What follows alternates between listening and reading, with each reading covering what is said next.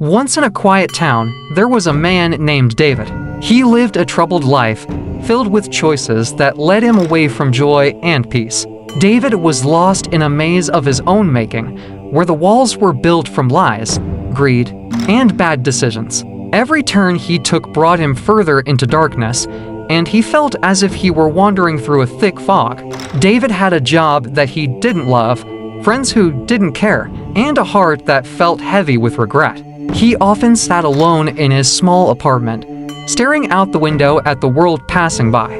One rainy evening, as raindrops tapped against his glass like whispered secrets, he saw a strange light flickering in the distance. Curious, he put on his coat and went outside to discover the source of the glow. As he approached, he found an old, abandoned church. The light seemed to be coming from within. Safety and fear battled in his heart, but curiosity won. Stepping inside, David was greeted with silence.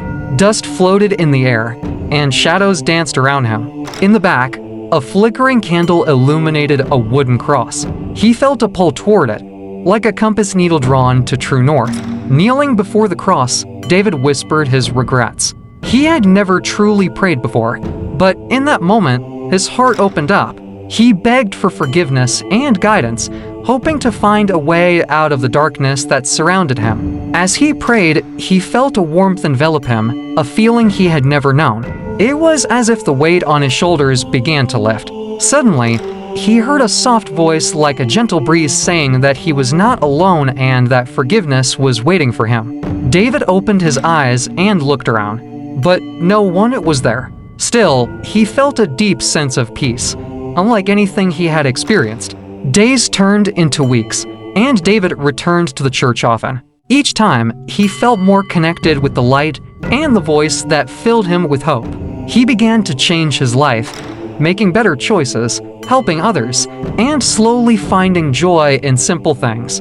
Through his journey, David learned that even in the darkest tunnels, a flicker of light could guide the way.